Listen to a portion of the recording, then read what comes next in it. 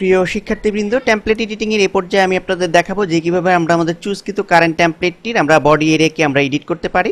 তো আমরা দেখতে পাচ্ছি যে বডি, আমরা জাস্ট বডি এই সেগমেন্টে আমরা সিলেক্ট করছি, অর্থাৎ আমরা জাস্ট মাউস পয়েন্টার দিয়ে এই মেনুটিতে ক্লিক করলাম এখান থেকে। তো আমরা দেখতে পাচ্ছি যে অ্যাট এ গ্ল্যান্সে আমাদের বডি পার্টটুকু, হোল বডি পার্টটুকু কিন্তু সিলেক্ট হয়ে গিয়েছে।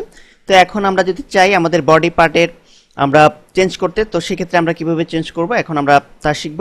তো একেবারে প্রথমেই এই স্টেপে আমরা যে কাজটুকু অর্থাৎ যে অংশটুকু আমরা চেঞ্জ করব সেটি হচ্ছে, আমরা দেখতে পাচ্ছি যে বডি এরিয়াতে একেবারে উপরের দিকে আমরা দেখতে পাচ্ছি যে একটি ইমেজ রয়েছে, যে ইনসার্ট ইউর ইমেজ হিয়ার। তো এই পার্টটুকুই আমরা মূলত চেঞ্জ করব এই লেসনে। তো আমরা এখান থেকে দেখতে পাচ্ছি যে আমরা যখন মাউসের কার্সর নিয়ে যাচ্ছি এখানে কিন্তু অলরেডি সাইজ ডিসপ্লে হচ্ছে, অর্থাৎ কত সাইজের ইমেজ আমরা এখানে দিলে আমাদের অ্যাপ্রোপ্রিয়েট হবে, অর্থাৎ আমরা এই অংশটুকু যে চেঞ্জ করব আমাদের কোন সাইজের ইমেজ এখানে আমাদের ইনসার্ট করতে হবে।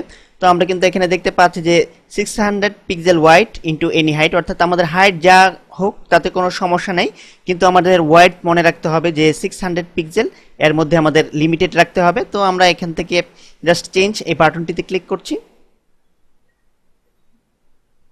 তো আমরা কিন্তু দেখতে পাচ্ছি যে আমাদের সামনে অলরেডি একটি ইন্টারফেস চলে এসেছে ইমেজ আপলোড করার জন্য। তো আমরা অলরেডি ফটোশপে নির্দিষ্ট উইডথ ঠিক রেখে, অর্থাৎ 600 উইডথের একটি ইমেজ কিন্তু অলরেডি সাইজ করে আমরা জেপিজি ফরম্যাটে ডেস্কটপে সেভ করে রেখেছি। এখন সেখান থেকে জাস্ট আমরা আপলোড করে দেব।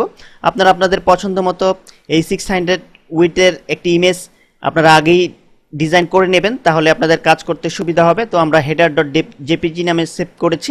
আমরা যে ইমেজটি আমরা ফটোশপে তৈরি করে জেপিজি ফরম্যাটে সেভ করেছি সেটি হচ্ছে 600 ইন্টু 100 পিক্সেলের। তো আমরা জাস্ট এটি সিলেক্ট করলাম, সিলেক্ট করে ওপেন এই বাটনটিতে ক্লিক করছি, দেন আমরা আপলোড এই বাটনটিতে ক্লিক করছি।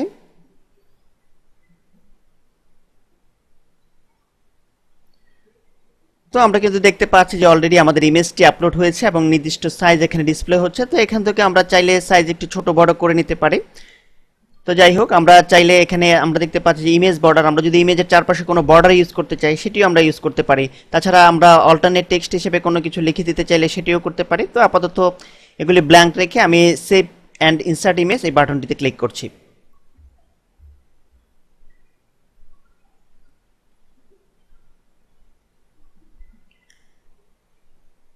তো আমরা কিন্তু দেখতে পাচ্ছি যে আমরা সাকসেসফুল ভাবে আমাদের বডি এরিয়ার একেবারে উপরে যে ইমেজটি আছে সেই ইমেজটি কিন্তু আমরা চেঞ্জ করতে সক্ষম হয়েছি সাকসেসফুল ভাবে, খুব চমৎকার ভাবে ইমেজটি ডিসপ্লে হচ্ছে।